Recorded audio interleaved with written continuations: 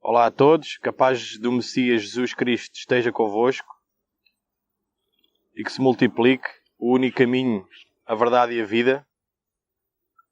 Esta é a segunda parte do estudo da marca da besta, do Anticristo. Recomendava para quem não viu o primeiro vídeo que veja. Está aqui um link, podem ver, vai aparecer agora. E sem dúvida que é importante verem o primeiro vídeo, porque explica quem é a besta, detalhadamente, todas as características. Também aconselhava as pessoas para não olharem aparências e que pusessem o orgulho de lado, porque Deus não gosta de pessoas orgulhosas. E se o Espírito está a dizer para continuares a ver este vídeo, deves continuar a vê-lo, porque aqui está exposta a verdade. Esta verdade é claro que não é muito sabida, não é a verdade mais popular, mas fomos a pensar por esse lado. Nos dias de Noé, 8 pessoas foram salvas, 8 pessoas no meio de bilhões de pessoas. Talvez naquela altura já existissem bilhões de pessoas, ninguém sabe ao certo, mas sem dúvida que milhões de pessoas já existiam, e só 8 pessoas foram salvas na arca. Por aí vê-se a comparação de números, de um lado que foram salvos, que sabiam da verdade, e do outro lado os que não foram salvos. Isso não foi porque Deus não quis, porque Noé pregou durante 120 anos para eles se arrependerem, só que eles não quiseram se arrepender. E agora no fim dos tempos é exatamente a mesma coisa. A verdade é muito pouco sabida, como é óbvio. Satanás vai tentar deturpar e tentar o menos possível pessoas seja salvo. Isso é muito óbvio. Que até a Bíblia diz, sem dúvida, que vão ser 144 mil as pessoas vão se salvar no fim dos tempos. Por isso tudo e mais, eu gostava de pôr uma certa urgência nesta palavra. Como em tudo o que eu faço, eu recomendo que as pessoas vejam os sinais do fim dos tempos. Está aí, sem sombra de dúvidas. Nunca houve tantos sinais como hoje em dia há. E isso, sem sombra de dúvidas, mostra que o Senhor Criador, Jesus Cristo, o Salvador, vai voltar muito em breve para destruir este mundo e levar-nos com Ele, para depois virmos no futuro e vivermos com Ele na nova terra e no novo céu, que irão ser feitos para sempre. Se formos ao Apocalipse 14:12, no Apocalipse 14:12 diz-me qual é que é as características das últimas pessoas nos últimos tempos. As pessoas sabem da verdade. E diz no 14:12: aqui está a paciência dos santos, aqui estão os que guardam os mandamentos de Deus e a fé de Jesus. Aqui claramente vê-se a característica no último livro da Bíblia das pessoas que vão estar nos últimos dias, que eles guardam os mandamentos de Deus e têm a fé de Jesus Cristo, o Salvador. Se formos a Apocalipse 12:17, também é muito interessante, e diz: e o dragão irou-se contra a mulher e foi fazer guerra ao resto da sua semente, e os que guardam os mandamentos de Deus e têm o testemunho de Jesus Cristo. Aqui outra vez vê-se claramente que os mandamentos de Deus é a chave, é o mais importante. E claro, a fé em Jesus, claro que temos de ter fé em Jesus, Ele salvou-nos, estamos sobre a graça sim, mas os mandamentos, sem sombra de dúvida, têm que ser cumpridos. Quem diz o contrário, não há luz nenhuma nele. E vamos agora ver aqui esta parte muito interessante, que é tem o testemunho de Jesus Cristo. O que é o testemunho de Jesus Cristo? A Bíblia, mais uma vez, explica o que é. Basta a gente lermos a Bíblia e veremos que, sem sombra de dúvida, ela explica o que é o testemunho de Jesus Cristo. E diz em Apocalipse 19:10: e eu lancei-me a seus pés para o adorar. Isto era um anjo. João lançou-se aos seus pés para adorar. É óbvio que isso não se deve fazer. Só se deve adorar a Deus, o Criador. Mas ele disse-me: olha que não faças tal, eu sou teu conservo, como aos teus irmãos que têm o testemunho de Jesus Cristo. Adora a Deus, porque o testemunho de Jesus Cristo é o espírito da profecia. Aqui claramente diz o que é o testemunho de Jesus Cristo. É o espírito da profecia. E aqui, lá está, é o último livro da Bíblia, e diz claramente que devemos manter os mandamentos de Deus, ter a fé em Jesus e ter o testemunho dele. O testemunho dele é a profecia. Claro que a profecia, para irmos a falar de profecia, temos que ir ao livro de Daniel e o Apocalipse, sem sombra de dúvidas, que são super importantes. E e a profecia, lá está, é uma das características das pessoas no fim dos tempos, as pessoas, os santos que vão ser salvos, é uma das características. São 3, basicamente é manter os mandamentos de Deus, é claro que terem fé em Jesus, que Ele é o Salvador, Ele morreu por todos os nossos pecados, sem Ele, diria primeiro, talvez, sem sombra de dúvidas, Jesus Cristo, sem sombra de dúvidas, Ele é o Salvador, nós temos que dar graças por Ele nos ter salvo, por Ele ter morrido por todos os nossos pecados. Depois vem os mandamentos de Deus, e depois, sem sombra de dúvida, é o testemunho de Jesus Cristo, que é o Espírito da Profecia. O Espírito da Profecia, que é ter a profecia dos últimos tempos, que é, estamos no fim dos tempos, o que é a marca da besta, quem é a besta, quem é a segunda besta, a sua imagem. Isto são óbvias perguntas que os santos do fim dos tempos vão ter conhecimento sobre todos estes detalhes, todos estes assuntos. É claro que isto é uma das razões que eu faço este vídeo. Deus deu-me a conhecer, pela graça dele, pela glória dele, ele deu-me a conhecer este conhecimento, esta sabedoria, porque eu lhe pedi. E agora, como diz a Bíblia, de graça te foi dado, de graça o darás, e eu de graça estou a dar a quem quiser ouvir.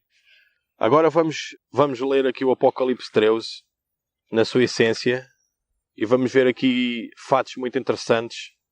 E a palavra de Deus diz, Apocalipse 13: E eu pus-me sobre a areia do mar, e vi subir do mar uma besta, e tinha 7 cabeças, e 10 chifres, e sobre os seus chifres 10 dianemas, e sobre as suas cabeças um nome de blasfémia. E a besta que vi era semelhante a um leopardo, e os pés como os de um urso, e a sua boca como a de um leão. E o dragão deu-lhe poder e o seu trono, e grande poderio. E vi uma das suas cabeças como ferida de morte, e a sua chaga mortal fora curada. E toda a terra maravilhou após a besta, e adoraram o dragão, que deu à besta o seu poder, e adoraram a besta, dizendo: Quem é semelhante à besta? Quem poderá batalhar contra ela? E foi-lhe dada uma boca para proferir grandes coisas e blasfémias, e deu-lhe poder para continuar por 42 meses. Abriu a boca em blasfémias contra o Deus, para blasfemar o seu nome, e do seu tabernáculo, e dos habitantes do céu. E foi-lhe permitido fazer guerra aos santos e vencê-los, e deu-lhe poder sobre toda a tribo, língua e nação. E adoraram-na todos, os que habitavam sobre a terra. Esses cujos nomes não estão escritos no livro da vida do Cordeiro, que foi morto desde a fundação do mundo. Se alguém tem ouvidos, que ouça. E alguém leva em cativeiro irá. Se alguém matar à espada, é necessário que a espada seja morto. Aqui está a paciência e a fé dos santos. E vi subir da terra outra besta, e tinha 2 chifres, semelhantes ao de um cordeiro, e falava como um dragão. E exerce todo o poder da primeira besta, na sua presença, e faz que a terra e os que nela habitam adorem a primeira besta, cuja chaga mortal fora curada. E faz grandes sinais, de maneira que até fogo faz descer do céu à terra, à vista dos homens, e engana os que habitam na terra, com sinais que foram permitidos que fizesse a presença da besta, dizendo aos que habitam na terra: fizessem uma imagem à besta que recebera a ferida de espada e vivia. E foi-lhe concedido que desse espírito à imagem da besta, para que também a imagem da besta falasse, e fizesse que fossem mortos todos os que não adorassem a imagem da besta. E faz que todos, pequenos e grandes, ricos e pobres, livres e servos, lhes seja posto um sinal na sua mão direita ou nas suas testas, para que ninguém possa comprar ou vender, senão aquele que tiver o sinal, ou o nome da besta, ou o seu número. Aqui há sabedoria. Aquele que tem entendimento calcula o número da besta, porque é o número de um homem, e o seu número é 666. Aqui no Apocalipse 13 vê-se claramente pontos muito interessantes, como a primeira besta que vem do mar, depois há uma segunda besta que tem 2 chifres e fala como um dragão, e essa besta irá dar imagem, irá curar a ferida, a chaga mortal na primeira besta, irá dar imagem à primeira besta, e muitos outros pontos interessantes. Eu queria dizer que, antes de mais, que isto é o meu dever, alertar as pessoas para o que aí vem. Quem tem ouvidos, que ouça o que o Espírito diz. O Deus vivo não quer que ninguém morra, por isso temos de estudar a sua palavra. Diz na Bíblia que estudemos para que sejamos aprovados perante Deus. E a palavra no Apocalipse 14:10 diz: seguiu-lhes um terceiro anjo dizendo com grande voz: se alguém adorar a besta e a sua imagem e receber o sinal na testa ou na mão, também o tal beberá da ira de Deus, que se acha preparado sem mistura, no cálice da sua ira, que será atormentado com fogo e enxofre, diante dos santos, anjos e diante do Cordeiro. A fumaça do seu tormento sobe para todo sempre. E não tem repouso, nem dia nem de noite, os que adoram a besta e a sua imagem, nem aquele que receber o sinal do seu nome. Qualquer pessoa no seu juízo perfeito não vai querer passar por isto, vai querer estar do outro lado, e do outro lado há o selo de Deus, como vamos ver neste estudo. Agora temos que responder a 5 perguntas muito básicas. Quem é que é a primeira besta? É óbvio que se já viram o primeiro estudo, diz claramente quem é que é a primeira besta, mas vamos só superficialmente ver quem é que é a primeira besta mais uma vez hoje. Quem é que é a besta que sai da terra? A segunda besta. A primeira besta é a besta que sai do mar, como vimos. O que é a imagem da besta? O que é a marca da besta? E o que é o selo de Deus? Agora vamos à primeira besta. É claro, se já viram o primeiro estudo, sabem claramente quem é a primeira besta. Mas vamos agora ver mais uma vez, só para ficarmos mesmo sem dúvidas. Vamos começar pela primeira besta, que é a besta que sai do mar, do Apocalipse 13:3 diz: também vi uma das suas cabeças como se fora ferida de morte, mas a sua ferida mortal fora curada. Agora, como é que sabemos quem é a besta sem sombra de dúvida? É claro que já vimos no estudo anterior, mas aqui diz-nos mais umas características, mais umas provas, aqui no Apocalipse 13, no verso 2. A besta que vi era semelhante a um leopardo, e os seus pés eram como os pés de um urso, e a sua boca como a de um leão, e o dragão deu-lhe o seu poder, e o seu trono e grande autoridade. Agora vamos ver quem é o dragão. No capítulo 12 do Apocalipse diz: e foi precipitado o grande dragão, a antiga serpente, que se chama Satanás, o diabo, e que engana todo o mundo. A Bíblia diz claramente que quem dá o poder a esta besta é Satanás. Agora vamos ver um paralelo muito interessante entre o livro de Daniel e o Apocalipse. Em Daniel 7:17 diz: estes animais, que são quatro reis que se levantarão da terra. Daniel vive no tempo da primeira besta, que era o leão com as asas, e por isso ele profetiza falando do futuro, falando de cada besta, cada império que haverá de vir. No capítulo 7, versículo 4, diz: o primeiro animal era como o leão, e tinha asas. E no verso 5 diz: continuei olhando e eis que um segundo animal semelhante a um urso. E no verso 6 diz: depois disso olhei e eis que outro semelhante a um leopardo. E no verso 7 diz: e eis que aqui o quarto animal, terrível e espantoso, muito forte. Aqui há um paralelo muito interessante entre estes dois livros, que fala dos animais, que são os reinos. Mas se repararmos, João escreve de trás para a frente, porque ele obviamente vivia no tempo de Roma, e quando ele olha para trás ele vê o primeiro reino, que é o leopardo, depois vê o próximo, que é o urso, e depois vê o outro, que é o leão, que representa o primeiro, sendo o leopardo, a Grécia, depois o outro a seguir, o urso, a Média Pérsia, e depois o outro, a Babilónia, que é o leão. Isto claramente quer dizer que esta besta era uma mistura no tempo de João, quando ele está a descrever esta besta, este animal, já tinha uma mistura de todos os outros reinos anteriores, porque tinha um bocado de cada um na besta, e isso vê-se que foi o que aconteceu historicamente, a seguir de cada reino ser tomado pelo outro reino mais forte que veio a conquistá-los. Eles não simplesmente mataram toda a população e toda a civilização, e a cultura desapareceu, não. As culturas ligaram-se umas às outras, e isso foi o que aconteceu historicamente. Se vermos, isso hoje ainda acontece. Por exemplo, a filosofia grega, hoje em dia ainda se tem a filosofia grega.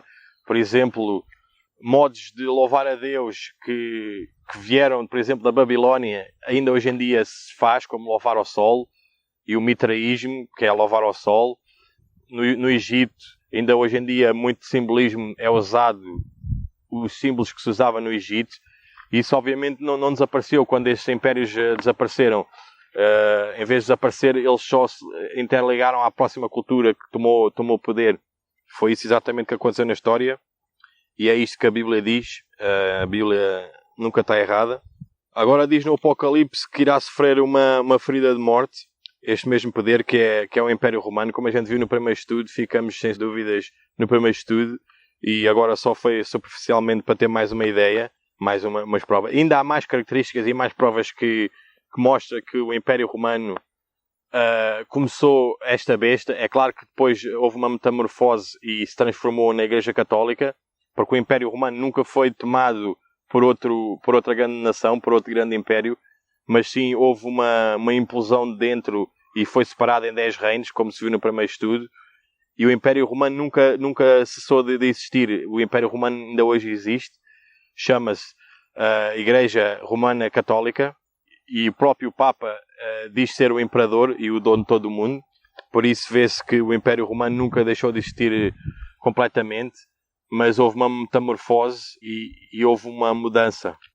Agora, como eu estava a dizer, houve uma chaga mortal nesta besta. Como a gente viu no primeiro estudo, o Império Romano qualifica-se para esta chaga mortal, que foi em 1798, quando o general Berthier entrou no Vaticano e levou o Papa preso para a França, onde ele acabou por morrer, e o papado, o Vaticano, foi declarado como uma república, e a partir daí as pessoas disseram: onde é que está o poder de Roma, onde é que está o poder do Vaticano? E pensavam as pessoas que a Roma tinha acabado completamente, o poder absoluto que ela tinha tido durante 1260 anos, desde 538 DC até 1798, que faz os 1260 anos, que fala na profecia, que são os 3 anos e meio, que é o tempo, tempos e metade do tempo, ou os 42 meses, ou os 1260 dias, que em profecia são anos.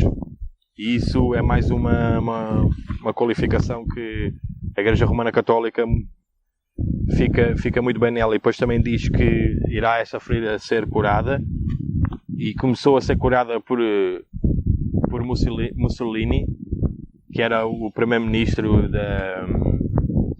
da Itália, ou o presidente, já não tenho bem a certeza, mas um desses dois. Era um homem de muito poder, o homem que domava o governo, e ele começou a dar o poder outra vez à besta, assinando um contrato com eles, dando-lhes o espaço que hoje em dia é o Vaticano, que é um país e é uma igreja, que é o país mais pequeno do mundo. E aí seria o início da besta se curar da sua chaga mortal.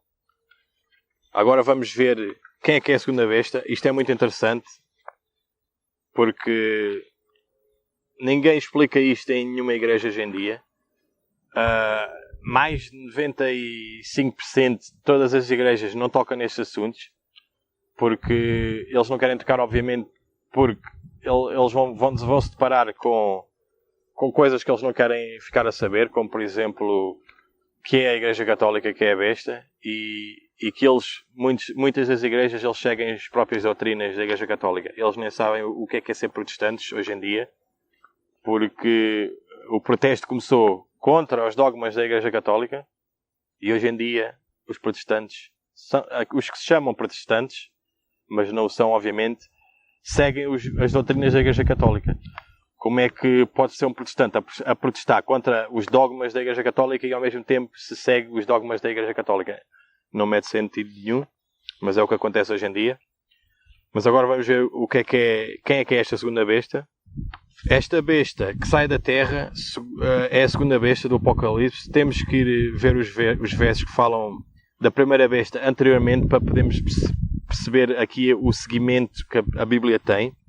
E vamos ao Apocalipse 3:7 e diz: também lhe foi permitido fazer guerra aos santos e vencê-los, e deu-lhes autoridade sobre toda a tribo, e povo, e língua e nação, e adorá-lo-ão todos os que habitam sobre a terra, esses cujos nomes não estão escritos no livro do Cordeiro, que foi morto desde a fundação do mundo. Se alguém tem ouvidos, que ouça. Se alguém leva em cativeiro irá. Se alguém matar à espada, é necessário que a espada seja morto. Primeiro vemos aqui os versos claramente, mais uma vez, é mais provas que falam. Aqui estamos ainda a descrever a primeira besta, ainda não estamos a falar da segunda besta, mas é um seguimento aqui que vai dar agora os próximos versos, vão dar à segunda besta. E aqui vê-se claramente que a Bíblia diz mais uma das características que fala da primeira besta, que quem levar em cativeiro será levado, e quem matar à espada será morto. E foi exatamente isso que aconteceu com a Igreja Católica. Durante mais de 1260 anos, ela levou em cativeiro milhões. Isto não é um número exagerado, não é? Quem quiser saber pode estudar. Eu já estudei por mim mesmo. Eu sei que estou a falar a verdade. Não se sabe ao certo quantos milhões foram, mas um número moderado ronda à volta dos 100 milhões. Há quem diga que pode ir até aos 500 milhões. Mas sem sombra de dúvida que foram milhões de pessoas foram encarceradas, foram levadas ao cativeiro e foram mortas pela espada. E aqui a Bíblia diz claramente: quem levar em cativeiro será levado em cativeiro, e quem matar à espada será morto. Depois vemos logo a seguir, no verso 10, que fala logo a seguir desses fatos que aconteceram historicamente, que foi a Igreja Católica ser levada em cativeiro e o Papa morrer na prisão. No verso 10 diz: e vi subir da terra outra besta que tinha 2 chifres semelhantes a um cordeiro e que falava como um dragão. Esta besta ao reino, claramente que há aqui uma sucessão. Se formos a pensar dos 538 DC, depois até a Igreja Católica levar uma chaga mortal, que foi em 1798, depois do próximo verso, quando diz na Bíblia que irá ser levado em cativeiro e será morta à espada, o próximo verso logo a seguir fala deste reino que sobe da terra e tem 2 chifres como o cordeiro e acabará por falar como o dragão. Claramente a Bíblia quer dizer que logo a seguir a este primeiro reino, a esta primeira besta, o anticristo levar uma chaga mortal, logo a seguir irá vir logo o reino que vem a seguir, que é esta segunda besta. E se formos a fazer as contas, como sabemos que foi em 1798 que esta besta levou essa chaga mortal, temos que ir ver características que sejam semelhantes a esse ano. Estas características têm que ser semelhantes a este reino, tem que aparecer por volta de 1798, e vamos ver aqui umas quantas características que demonstram isso claramente. São cerca de 4 características, que é: essa nação vem da terra, a nação é formada por volta do mesmo ano, 1798, tem 2 cornos como um cordeiro, o que aqui simboliza, e esta nação é governada por um governo democrático. Vamos à primeira característica, que é: esta nação vem da terra. Se vemos a primeira besta sai das águas. Isto representa muitos povos, países ou línguas. Podemos ver isto na aplicação que é dada em 17:15, em Apocalipse. Diz-me ainda: as águas que viste, onde se assenta a prostituta, são povos, nações, línguas. E em Isaías diz, 17:13, diz: rugem as nações como rugem muitas águas. Agora sabemos bem que a prostituta, o chifre, o anticristo, a besta, tudo simboliza o mesmo poder, que é a Igreja Romana Católica. Fica bem claro, aqui estes versos explicam muito bem que as águas que viste representam povos onde a prostituta se senta, e aqui em Isaías diz que rugem as nações como rugem muitas águas. Aqui claramente dizem que muitas águas representam povos, nações. Agora só temos que ter um raciocínio lógico e ver se muitas águas representam muitas nações. É claro que se for um sítio de terra é o contrário da água, é um sítio seco, a água é molhado, é completamente o oposto. E aí vemos que se for terra, é claro que a primeira besta sai de onde há muitas águas, muitos povos. A segunda besta sai da terra de onde há muito poucos povos. E se formos a ver, por volta dessa altura, o país que saiu, que foi criado, que foi formado num sítio onde não havia muitos povos, só há um país no mundo inteiro, nessa altura, que se qualifica com esta característica, e é os Estados Unidos da América, que foram criados por volta dessa altura. E vemos que, quando foram criados, os Estados Unidos eram um país que nem era um país ainda, era só uma terra completamente deserta, onde habitavam índios, e eram muito poucos. Chegavam talvez aos milhares, talvez não passasse dos poucos milhões que tivesse naquela terra imensa, que hoje são 315 milhões de pessoas. Por isso vê-se que esta é uma das características que qualifica perfeitamente que os Estados Unidos, que é uma nação que foi criada num sítio onde não havia povos nenhuns, que é a besta que vem da terra. A terra simboliza um sítio onde não haja povos. Exatamente aqui é uma característica que assenta muito nos Estados Unidos. E esta nação foi formada por volta de 1798. Outra vez, que assenta muito bem nos Estados Unidos. Quando vemos a história, quando estudas a história, vês que por volta dessa altura só havia um país a ser formado, que era os Estados Unidos da América. Declarou em 1766 a sua independência dos ingleses. Depois de haver guerra contra eles, haver uma guerra civil, eles declararam a independência dos ingleses. Em 1787 implantou a Constituição. Em 1791 adotou a Declaração dos Direitos. E foi em 1798, exatamente o mesmo ano que o papado levou a chaga de morte, que foi reconhecido como poder mundial. Vê-se aqui a precisão da palavra de Deus, quanto é precisa, depois de declarar que a primeira besta iria ser levada em cativeiro, que prevê logo a seguir, o verso logo a seguir, que a segunda besta iria se levantar da terra, que é um sítio claramente onde não há povos. Foi o que aconteceu aos Estados Unidos, que a perseguição do papado na Europa, as pessoas tiveram que fugir para os Estados Unidos e aí criar um país novo onde pudesse haver liberdade de consciência, que na Europa não era permitido. Foi por isso que os Estados Unidos foram formados, muita gente não sabe. Foi formado por protestantes que fugiam da perseguição da Igreja Católica da Europa. E esta é mais uma característica que assenta muito bem nos Estados Unidos, porque foi sendo, sem sombra de dúvidas, formado nessa altura. E depois diz que tem 2 cornos como um cordeiro.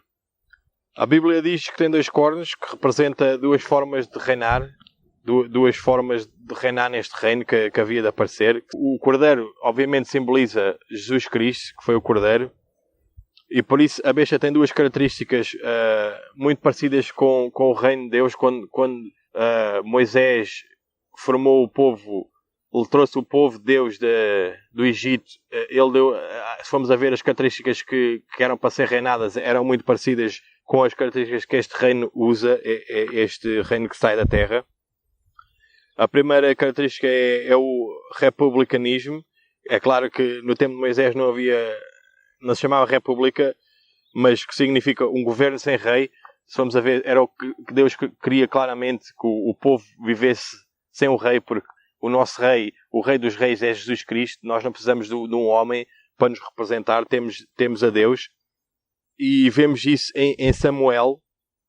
A primeira carta de Samuel, vê-se que o povo pede por um rei. Vemos aqui em Samuel, 1 Samuel 8,5, diz: E lhe disseram: Eis que já estás velho, e os teus filhos não andam nos teus caminhos. Constitui-nos, pois, agora um rei para nos julgar, como têm todas as nações. Vê-se que o povo aqui cria um rei, como queria ser.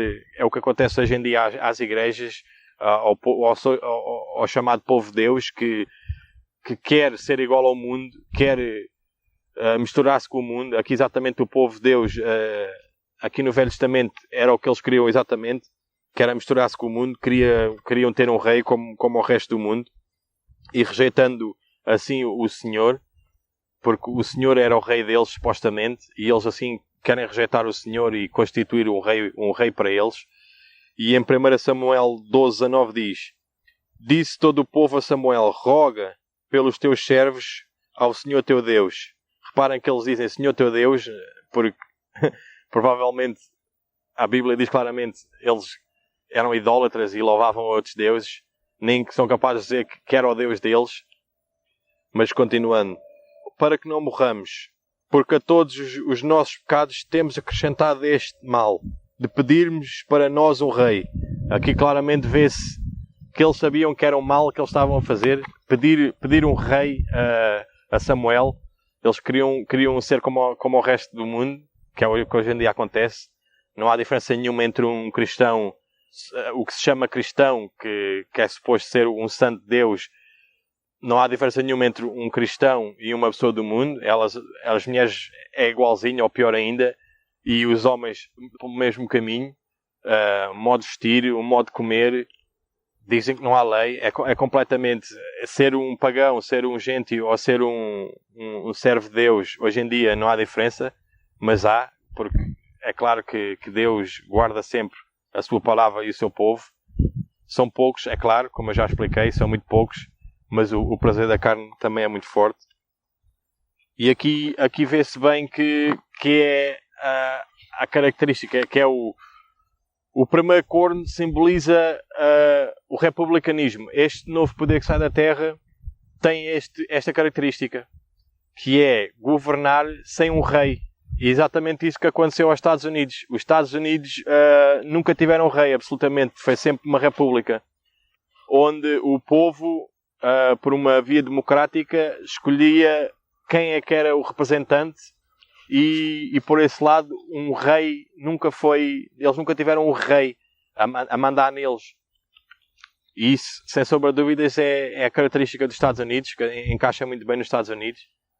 E é uma das características do Reino de Deus que não eram supostos eles terem um rei no Velho Testamento. E, obviamente, no novo reino, o Reino de Deus cá de vir, que havemos de ter no novo céu e na nova terra, que vai ser um reino sem um rei, porque o nosso rei é Jesus Cristo.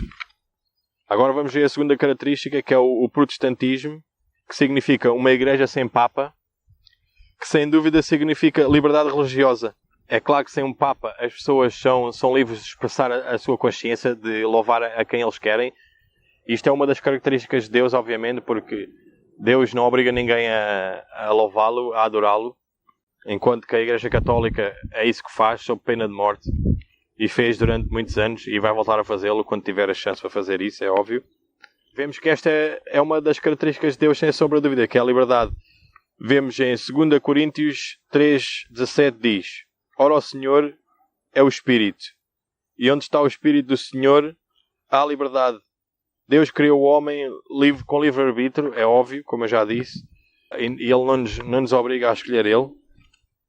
E esta é a segunda característica que cola muito bem, que se encaixa muito bem nos Estados Unidos. A primeira sendo o republicanismo, a segunda o protestantismo, que nunca houve um Papa. O Papa nunca teve poder sobre nenhuma parte do governo nos Estados Unidos.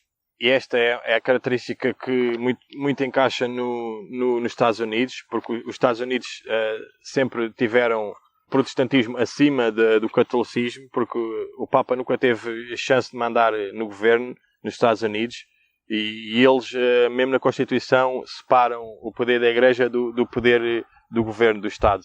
Não há ali mistura. A primeira parte da Constituição dos Estados Unidos diz claramente que deve haver uma separação de Estado e Igreja, que é óbvio que deve, e isso traz muita liberdade.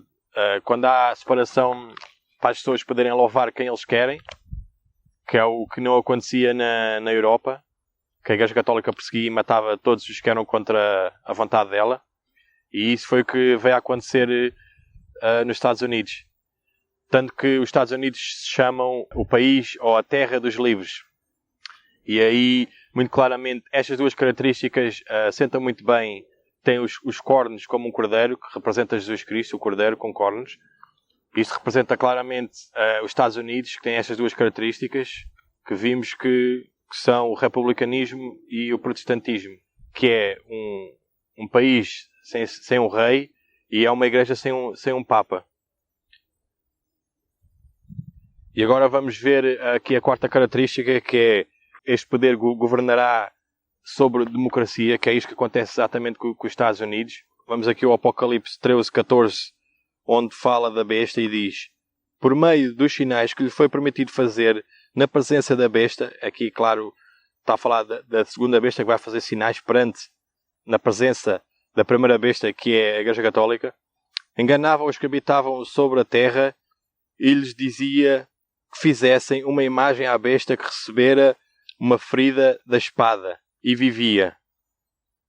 Como se vê, esta nação, esta segunda besta que faz sinais perante a primeira besta, não simplesmente obriga as pessoas, como um poder ditador que diga às pessoas têm que fazer uma imagem da besta. Não, eles Eles simplesmente recomendam às pessoas. Isso é uma característica de um país democrático, onde não há um ditador que diz às pessoas que tem que ser feito e será feito. Não, eles recomendam, ou por outro lado, esta parte do recomendam ou diz, é uma forma de lavar a cabeça, influenciam as pessoas a pedirem a imagem da besta. É isso que vai acontecer agora nos fins dos tempos, estamos muito próximos e em breve vamos ver o que é a imagem da besta, mas isto é sem dúvida uma característica desta nação, que sabemos que os Estados Unidos sempre foram um país democrático, foram feitos para o povo e para ser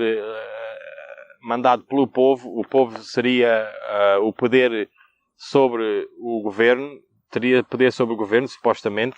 Isso é uma democracia, que o povo supostamente tem poder sobre o governo e o governo deverá fazer o que o povo assim quer, o que o povo diz. Obviamente que isso não se passa, que isso é tudo uma fachada, uma ilusão. E aqui está a quarta característica. Vimos então que, vamos aqui resumir as características. Esta nação vem da terra, exatamente, a nação vem da terra, quando não há muitos povos. Vemos que a primeira nação vem das águas. Também vimos que a Igreja Católica exatamente vem das águas, de onde houve uma separação dos 10 reinos do Império Romano, e daí apareceu o corpo pequeno no meio deles todos, que era a Igreja Católica, no meio dos povos todos, onde viviam ali os povos todos na Europa. E agora vemos esta segunda besta, que é os Estados Unidos, que vem da terra, a besta que sai da terra. Vemos claramente que os Estados Unidos, basta estudar a história, quando eles foram criados, era completamente desertos, não havia ninguém. Hoje é um país, um dos maiores do mundo em relação geograficamente, e a população tem cerca de 315 milhões de pessoas. Vemos que esta característica encaixa muito bem. A segunda característica foi formada por volta de 1798.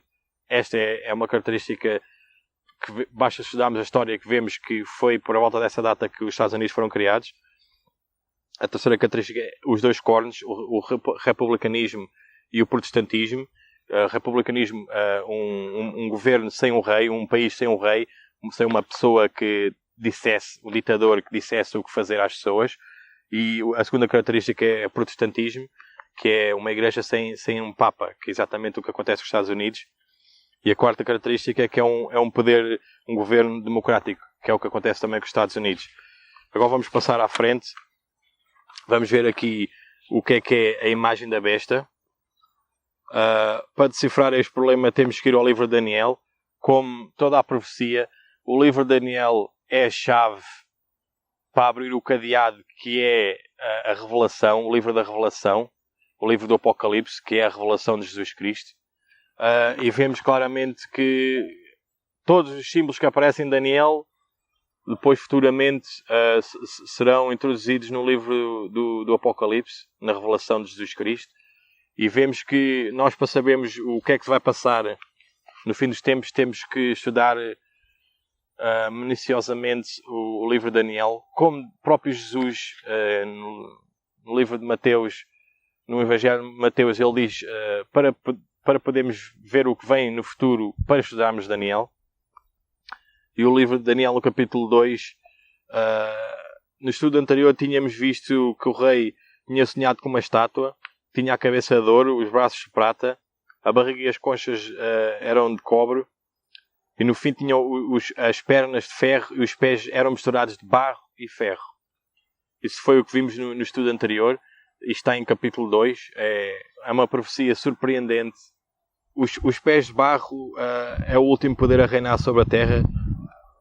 Na visão de Daniel vê-se claramente que depois disso solta-se uma pedra que bate nos pés. Esta parte é muito importante. Bate nos pés da estátua. A estátua, claramente, como vimos, simboliza uma sucessão de reinos que haverão de vir. E o último reino, obviamente, pelo seguimento que dá a profecia em Daniel, diz claramente que é o último reino, que é os pés, a última parte deste sistema, que será um reino dividido entre barro e o ferro.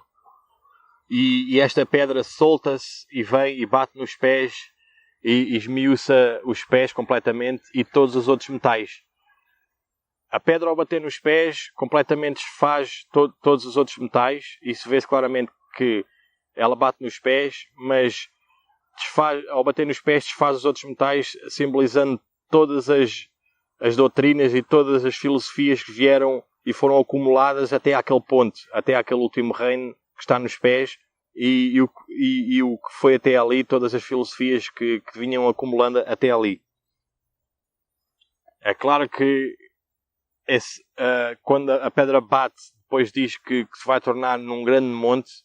Um grande monte representa um reino, ou um grande reino neste caso, que é o reino de Deus, que haverá de vir do céu e se estabelecerá na terra para todo sempre. Agora vamos ver o que é que a Bíblia fala sobre o barro. Temos que interpretar todas estas palavras que são usadas simbolicamente, mas temos que decifrar o que é que diz a Bíblia anteriormente, em livros anteriores e mesmo futuramente. Eles usam as palavras que são como se fossem chaves para abrir cadeados, e temos que decifrar o que é que as suas palavras significam, como o barro. E a Bíblia diz em Jeremias 18:4, diz: como o vaso que ele fazia de barro e se estragou na mão do oleiro, tornou a fazer dele outro vaso, conforme pareceu bem aos seus olhos fazer. Então veio a mim a palavra do Senhor dizendo: não poderei eu fazer de vós como fez o oleiro, ó casa de Israel? Diz o Senhor: eis que, como o barro da mão do oleiro, assim sois vós na minha mão, ó casa de Israel. E em Isaías 64:8 diz: mas agora, ó Senhor, tu és o nosso Pai, e nós o barro, e tu o nosso oleiro, e todos nós, obra das tuas mãos. A palavra de Deus diz que o barro representa o povo de Deus, ou por outro lado, que o barro representa o povo de Deus ou a igreja de Deus, que é a mesma coisa. Agora vamos ver as pernas de ferro que estavam na estátua. Se formos a ver por uma lógica, se há um segmento de metais, vemos que há uma sucessão de metais, depois vai parar às pernas que é de ferro, e depois os pés se transformam nesta divisão destes dois materiais, que é o ferro e é o barro. Vemos claramente, se as pernas já eram de ferro, há um segmento do ferro até aos pés. O novo material que é incluído, claramente é o barro, que é o novo material que é incluído, que é futuramente. Vemos que as pernas simboliza, sem sombra de dúvida, o Império Romano, com o Império Romano sendo um governo, um poder civil, um poder militar. Depois, futuramente, vê-se que será acrescentado um novo material, que é o barro, que representa o povo de Deus, que será misturar com o ferro nos pés. E aí, esta é a imagem que foi feita já desde os tempos de Jesus, que a imagem da besta que representa a mistura de governo, quer dizer, de um Estado e da Igreja.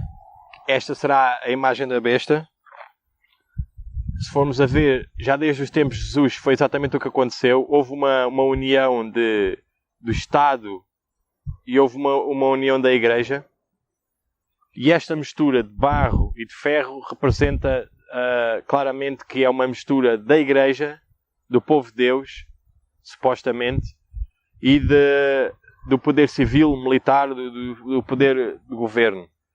E isto aconteceu nos tempos de Jesus.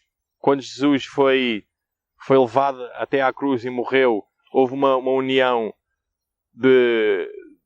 dos fariseus e dos saduceus, e se juntaram aos romanos, e os dois poderes se juntaram para destruir Jesus. E isto é o que vai acontecer nos fins dos tempos, porque se formos a ver, os judeus não podiam matá-lo, porque era contra as leis deles, e eles foram pedir ajuda aos romanos, foram-se queixar a Pôncio Pilatos, e Pôncio Pilatos acabou por matar Jesus, e houve ali uma união claramente de Estado e da Igreja para matar Jesus. E isto é a imagem da besta, que é o barro e o ferro, que se vão misturar no fim dos tempos, que já vêm a misturar desde que a Igreja Católica subiu ao poder em 538, e mesmo antes disso já houve essa mistura, já vem desde os tempos de Constantino, o imperador, que ele foi considerado o primeiro Papa. Ele converteu-se supostamente ao cristianismo, e a partir daí houve uma mistura de governo e igreja. E vemos que a Igreja Católica, o Império Romano, que antes de ser a Igreja Católica, antes de se transformar, houve uma metamorfose do Império Romano para a Igreja Católica. Eles, durante 300 anos, eles odiavam, ainda odeiam hoje os verdadeiros cristãos, quem verdadeiramente serve a Jesus Cristo e não serve a nenhum Papa. E eles, durante 300 anos, perseguiam, matavam as pessoas, todos os cristãos. Todos os imperadores odiavam completamente os cristãos. Aquilo era como se fosse uma peste para eles, e eles não conseguiam de forma nenhuma exterminar com eles e erradicá-los completamente. Então o que Constantino fez uma jogada política muito interessante, que ele, como se diz na gíria popular, quando não consegues vencê-los, juntas-te a eles. E foi exatamente isto que ele fez. Ao fim de mais de 300 anos a perseguir os cristãos, ele aparentemente ia para uma guerra, ia para uma batalha, e teve uma visão no ar que foi uma cruz, e ele aí, supostamente, superficialmente, converteu-se ao cristianismo. É claro que nunca o fez mesmo de coração, porque continuou a venerar o sol, como vamos ver aqui numa dos decretos-lei que ele fez. E desde esta aparente conversão de Constantino não houve mais perseguição aos cristãos. Os que amam a Deus e não amam homem nenhum, não vão pelas tradições dos homens, que é o que a Igreja Católica faz, e houve um cessar de perseguição e de morte, onde antes eram mortos em coliseus, queimados vivos, torturados completamente, e Constantino converteu-se superficialmente ao cristianismo, trazendo outras práticas pagãs para a Igreja que era pura nessa altura, mas ele, se convertendo, o paganismo tomou conta da Igreja Católica e trouxe muitas formas de louvar diferentes que Deus proíbe expressamente na sua palavra. Por isso a Igreja odiar a palavra de Deus, dizer que a Bíblia não tem autoridade nenhuma. Eles sim têm autoridade. Como o louvor do sol, ele no dia 7 de março de 321 DC, o imperador Constantino promulgou uma lei que reza assim: que todos os juízes e todos os habitantes da cidade e todos os mercadores e artífices descansem no venerável dia do sol, que obviamente é o domingo, que é o venerável dia do sol. Qualquer um pode saber isso. Não obstante, atendem os lavradores com a plena liberdade ao cultivo dos campos, visto acontecer a um miúdo, que nenhum outro dia é tão adequado à semeadura do grão ou ao plantio da vinha. Daí não se deve deixar passar o tempo favorável concedido pelo céu. Aqui vê-se claramente que é um movimento político. Ele toma a suposta conversão pelo cristianismo. Ele pega no seu poder de imperador e torna o seu poder de fazer leis, e vê-se que aqui há uma junção através do barro e do ferro. Vê-se claramente que é um poder político, faz leis religiosas. Só um poder político pode fazer leis, e depois se mete alguma coisa a ver com a religião, há aqui uma mistura de igreja e de Estado. Agora, quando a palavra diz que a segunda besta, os Estados Unidos, tem 2 chifres como um cordeiro e vai acabar por falar como um dragão, temos que ver como é que um dragão fala. Quando se diz que ele fala, obviamente é o que ele faz, não é as palavras que ele diz, a atitude dele. Isso é o que quer dizer quando ele diz que ele fala. E aqui no Apocalipse 12:13 diz: quando o dragão se viu precipitado na terra, perseguiu a mulher que dera à luz um filho, varão. É claro, aqui a mulher representa a Igreja. Isso é óbvio. Isso qualquer pessoa sabe, que estuda a Bíblia, sabe que a mulher representa a Igreja. E aqui representa claramente a igreja antiga, que era o judaísmo, que até Jesus ser crucificado levava a palavra de Deus, e diz que persegue a mulher que der à luz um filho varão. Obviamente este filho varão é Jesus Cristo. E no verso 17 diz: e o dragão irou-se contra a mulher e foi fazer guerra aos demais filhos dela, os guardam os mandamentos de Deus e mantêm o testemunho de Jesus. Então é bem claro aqui o que é que o dragão faz. O dragão ira-se contra os testemunhos de Deus, os filhos dos santos de Deus, e vai fazer guerra contra eles, persegue-os e mata-os. Essa é a maneira que o dragão fala. Isso é como os Estados Unidos acabarão por depois fazer a imagem de juntar a igreja e o Estado. É assim que vai acabar a perseguir e a matar o povo de Deus. E claramente vê-se aqui bem que a imagem da besta, como já foi há cerca de 2000 anos atrás, quando Pilatos e os fariseus e os saduceus, a igreja daquele tempo, os judeus, se juntaram, que eram o povo de Deus, que se juntaram com o Império Romano, com o Estado do Império Romano, o poder militar, civil, e a igreja se juntaram-se e foram contra Jesus e o mataram. Vemos, depois disso, Constantino fez-o também, ele próprio declarando leis, e quando se faz leis, obviamente, tem que ser um governo, um Estado civil, para fazer leis, e não se pode fazer leis religiosas. E quando se faz leis religiosas, aí está, que é uma junção de igreja e de Estado. É o que aconteceu com Constantino. Depois vemos que mais à frente é o que vai acontecer com os Estados Unidos. Quando fizer uma imagem à besta, no futuro, irá a besta ser curada da sua ferida e irá receber os Estados Unidos grande poder em presença da besta e irá fazer uma imagem à besta. Aqui vê-se que a imagem claramente é uma junção de Estado e igreja. Agora vamos resumir. Já podemos responder aqui às primeiras 3 perguntas. Quem é a primeira besta que sai do mar? Obviamente é a Igreja Romana Católica. Quem é a segunda besta que sai da terra? Aqui vemos que é os Estados Unidos da América. O que é a imagem da besta? Aqui vemos que é uma união do Estado e da Igreja. Para podermos compreender a marca da besta, temos que primeiro saber o que é o selo de Deus, obviamente. Quando sabemos o que é o selo de Deus, sabemos, sem sombra de dúvidas, o que é a marca da besta. Agora vamos ver o que é o selo de Deus. Formos a Apocalipse 7, 2, 3, diz: e vi outro anjo subir ao lado do sol nascente, tendo o selo do Deus vivo, e clamou com grande voz aos 4 anjos que fora dado que danificassem a terra e o mar, dizendo: não danifiques a terra, nem o mar, nem as árvores, até que selemos na sua fronte os servos do nosso Deus. Agora temos que ver 3 palavras aqui que a Bíblia usa muito frequentemente, em toda a Bíblia, no Velho Testamento, no Novo Testamento, que são sinal, marca e selo. Estas palavras são sinónimas, que significam todas o mesmo.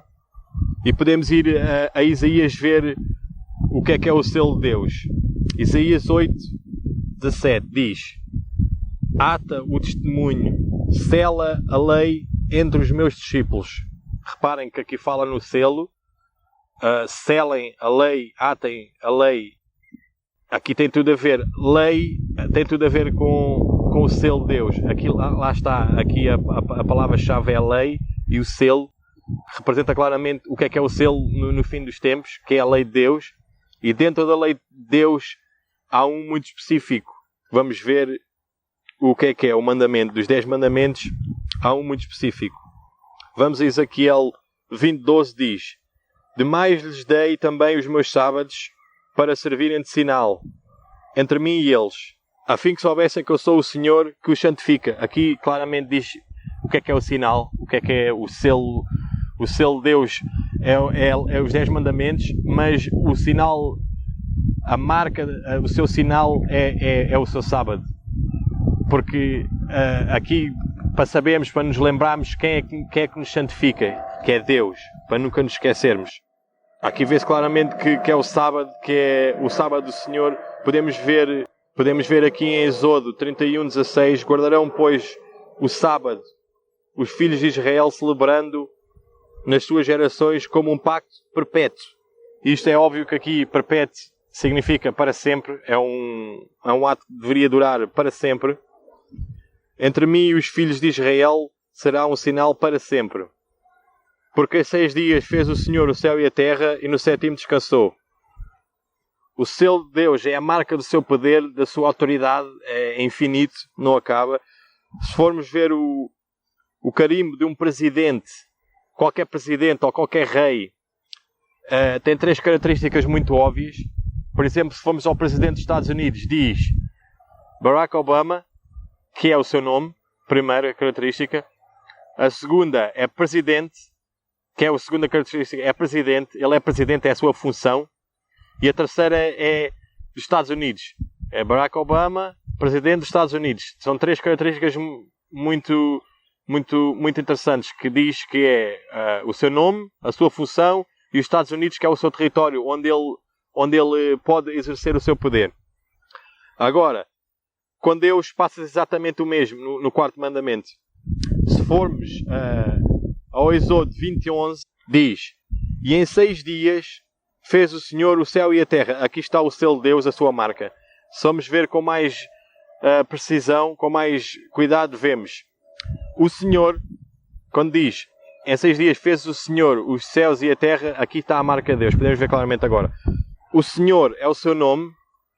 Aqui está a primeira característica. O Senhor é o seu nome. Depois diz fez. Aqui está a segunda característica, que é a sua função, que é o Criador de tudo. E depois o céu e a terra. O Senhor fez o céu e a terra. Aqui está a terceira característica, que é o território onde Ele tem poder absoluto. É claro que Deus não é só o céu e a terra. Deus é tudo o que existe. Nada foi criado sem Ele. Agora vamos ver quem é que nos dá o selo de Deus. Quem é que nos mete o selo de Deus. Em Efésios 4:30 diz: não entristeçais o Espírito Santo, o qual foste selados para o dia da redenção. E como é que Ele nos sela? Em Ezequiel 36:27 diz: ainda porei dentro de vós o meu Espírito, e farei com que andeis nos meus estatutos. Aqui claramente Deus usa o Espírito para nos selar, e depois com o Espírito dentro de nós a gente claramente conseguimos seguir os mandamentos de Deus. Há quem diga que é impossível, mas eu discordo completamente disso. A palavra discorda completamente disso. Em Jeremias 31:33 diz: mas esse é o pacto que farei com a casa de Israel. Depois daqueles dias, diz o Senhor, porei a minha lei no seu interior e a escreverei no seu coração. E eu serei o seu Deus e eles o meu povo. O dia do Senhor é o sábado, não é o domingo, como a Igreja Católica diz ser. E mesmo no Novo Testamento vê-se isso em várias representações, como Paulo fala isso em Hebreus 4:4, onde fala do sábado, para nós obedecermos ao sábado. Onde dizem que Paulo é contra os 10 mandamentos, mas é claro que isso não se, quando a gente lê a Bíblia, isso não se vê de maneira nenhuma. Dizem que Paulo fala contra a lei de Deus, não é verdade. Resumindo, a salvação está na obediência. Obedecer é descansar no dia de sábado e cumprir os outros 9 mandamentos, é óbvio. O Senhor em João diz, em João 14:15 diz: se me amares, guardareis os meus mandamentos. E no capítulo seguinte, no verso 10 diz: se guardares os meus mandamentos, permanecereis no meu amor, do mesmo modo que eu tenho guardado os mandamentos do meu Pai e permaneço no seu amor. Quem descansa no sábado é um sinal de entregar a vida completamente a Deus, entregar tudo nas mãos de Deus. E é um sinal de quem ama os seus mandamentos. Pela graça e pela fé de Jesus Cristo serás salvo, não por nenhuma obra, para que nenhuma carne se glorifique. Agora podemos ir à marca da besta. Agora vamos aqui a Daniel 7:25 diz: preferirá palavras quanto ao Altíssimo e consumirá os santos do Altíssimo, cuidará de mudar tempos e lei, e os santos lhe serão entregues por um tempo e tempos e metade do tempo. Aqui Daniel refere-se ao 4º animal, aqui que é o Império Romano, claramente, a Igreja Católica, e vamos ver o que é que a Igreja Católica fez à lei de Deus. Se formos à Bíblia Católica, vamos ver que eles tiraram o segundo mandamento, mudaram o primeiro e o quarto, e o 10º mandamento. Aqui está a prova que este poder é o que Daniel profetizou, iria cuidar de mudar tempos e lei. É claro que não muda, os tempos, a lei de Deus é imutável, não se pode mudar. Podemos ver declarações oficiais da Igreja Católica dizendo isso mesmo, declarações da Igreja Católica. Aqui, a obra do Peter Guillermin recebeu em 25 de janeiro de 1919 a bênção apostólica do Papa Pio V, com referência ao assunto da mudança do sábado, diz citando o Catecismo. Pergunta: qual é o dia de repouso? Resposta: o dia de repouso é sábado. Pergunta: porque observamos o domingo em lugar do sábado? Resposta: observamos o domingo em lugar do sábado porque a Igreja Católica, no Concílio Laodicea 364 DC, transferiu a solenidade do sábado para domingo. Segunda edição, página 50. Aqui vemos bem que eles não têm problemas em dizer quem é que mudou a lei de Deus. Foram eles, a Igreja Católica. Podemos ver aqui mais algumas declarações que eles fazem. Pergunta: tendes qualquer outra maneira de provar que a Igreja tem o poder para instituir dias de guarda? Resposta: não tivesse ela tal poder, não teria feito aquilo em que todas as modernas religiões com ela concordam. A substituição da observância do sábado, do 7º dia, para a observância do domingo, o primeiro dia da semana. Mudança para a qual não há nenhuma mudança escriturária. Cardeal Gibbons, 24 de março de 1921. Aqui vemos claramente que eles dizem claramente quem é que tem autoridade, eles é que mudaram. O arcebispo James Gibbons confirma também que a Igreja Romana é a autora da observância dominical adotada pelo cristianismo. Todavia, podeis ler a Bíblia de Gênesis e Apocalipse e não encontrareis uma única linha autorizando a santificação do domingo. As Escrituras ordenam a observância religiosa do sábado, dia que nunca santificamos. A Igreja Católica, há mais de 1000 anos antes da existência de um único protestante, em virtude da sua divina missão, mudou o dia de sábado para domingo. Descanso cristão neste dia é, por consequência, o reconhecimento da Igreja Católica como esposa do Espírito Santo, sem uma palavra divergente do mundo protestante. A edição de 1893, página 111. Agora vamos ver aqui uma declaração bombástica, muito revelante do que é que este poder é. Domingo é a nossa marca de autoridade. É a marca. Vamos ver. A Igreja Católica está acima da Bíblia e esta transferência da observância do sábado é a prova desse facto. The Record Católica. London, Ontário, 1 de setembro de 1923. Como se vê nestes depoimentos, vê-se que este poder é o poder do anticristo, que declara dizendo que a Bíblia não tem autoridade, que eles estão acima da Bíblia, que dizem poder mudar a lei de Deus. Daniel obviamente profetizou isso, este poder ia pensar em mudar a lei de Deus.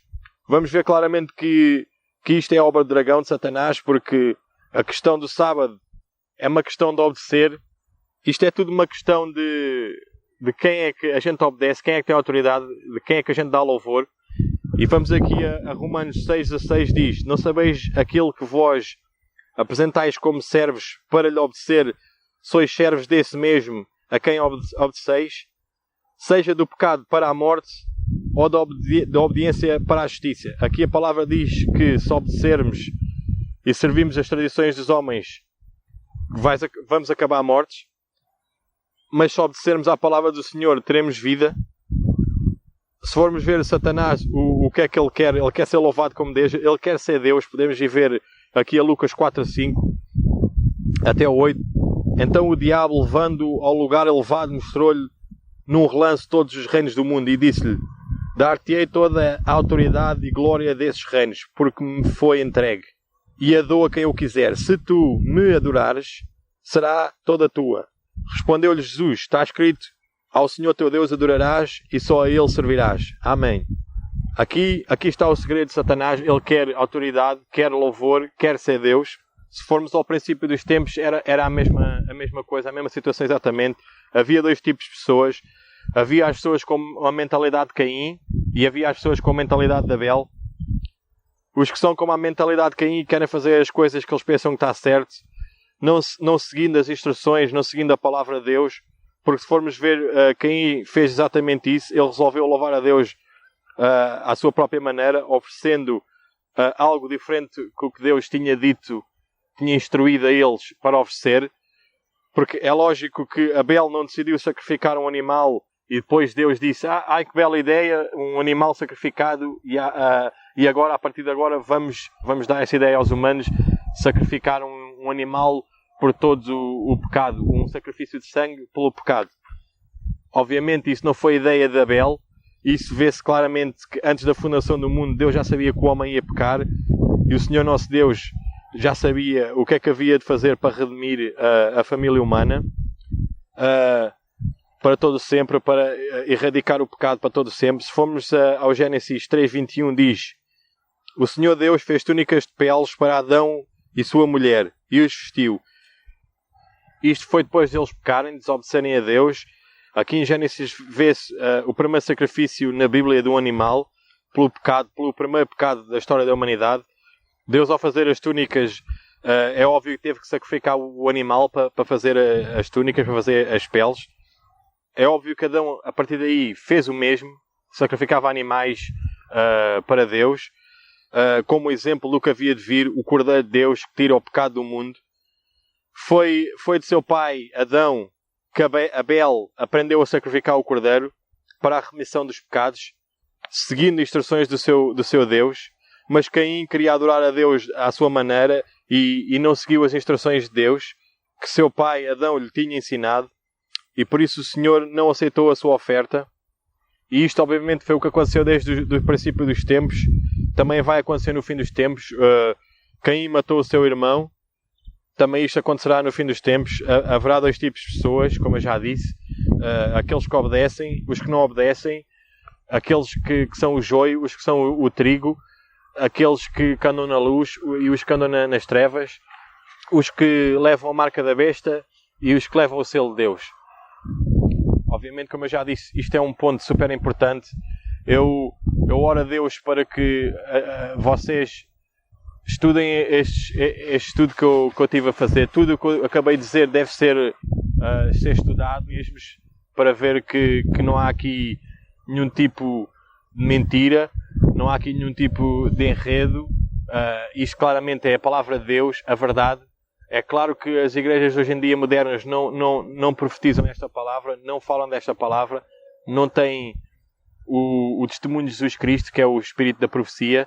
Isso é muito triste, porque a Igreja Católica, com os seus jesuítas, infiltrou-se em todo tipo de denominações evangélicas, porque se formos a ver desde a Idade Média que todos tinham essa interpretação, como eu disse no estudo anterior e digo sempre, eu acho que estamos mesmo no fim dos tempos, estão todos os sinais aí. Se isso assim for, eu peço a vocês que estudem isto. Tudo o que eu aqui disse deve ser estudado a pente fino. Se vocês dizem amar a Jesus Cristo, por favor estudem isto e verão que o que eu estou a falar é verdade, e espalhem esta mensagem, que é muito importante. Se nós soubermos quem é a besta e o que é a sua marca, podemos evitá-la. Se não soubermos, se pensarmos que é um computador que está em Bruxelas ou que é um chip que vai ser posto na nossa mão, obviamente que não vamos conseguir nos livrar dessa mesma marca, e vamos perecer, vamos morrer, e não é isso que Deus quer. Há mais coisas que podiam ser ditas, como a marca da besta será posta na mão e na sua testa. Isso claramente representa, como eu disse, a marca da besta é o domingo.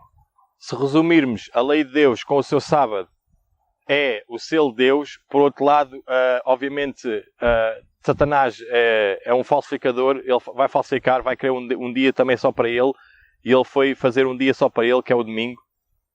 E quando vemos que em Apocalipse 3 diz que a marca vai ser na mão e na testa, a testa claramente simboliza a mente humana, e a mão simboliza o que fazemos, as nossas atitudes, as nossas ações simbolizam a mão, e a testa simboliza a mente humana. Por isso a marca ou será posta ou na testa ou vai ser nas nossas ações. o domingo claramente vai ser posto na mente das pessoas, ou vai ser posto nas ações que o domingo vai estar tudo fechado, vai haver uma lei feita pelos Estados Unidos em junção com as igrejas protestantes, que vão criar uma lei que vai ser a imagem da besta, a união do Estado e da igreja, que vai ser uma lei criada para que não se possa comprar nem vender ao domingo, e que todos aqueles que se forem contra essa lei que serão mortos, como diz a Bíblia. E aí está a imagem da besta, será essa mesmo, a junção da igreja dos Estados Unidos e todo o mundo com todos os governos. E há mais pontos mais características podiam ser observadas, talvez fique para outro estudo, fazerem em detalhes, e foi só um geral. É claro que isto pode ser levado em detalhe completamente a um ponto que as pessoas fiquem completamente sem sombra de dúvidas nenhumas do que é que eu acabei de falar aqui. Talvez no futuro estudo eu leve mais a fundo a Igreja Católica falando sobre a sua marca, que dizem que é o domingo, e que eles estão acima da Bíblia, e que o Papa tem poder para mudar a lei de Deus, e que a Bíblia não representa nada, as tradições da Igreja Católica é que mandam. E nos próximos estudos eu tentarei falar sobre isso tudo. Eu quero-vos desejar muita paz no Messias, Jesus Cristo, o único Salvador, o caminho, a verdade e a vida, e que vocês estudem o que eu acabei de dizer, o que acabámos de estudar, e que verão que, sem sombra de dúvidas, encaixa tudo. As respostas para todas as nossas dúvidas podem ser encontradas na Bíblia. E desejo muita paz e que se multiplique em nome de Jesus Cristo.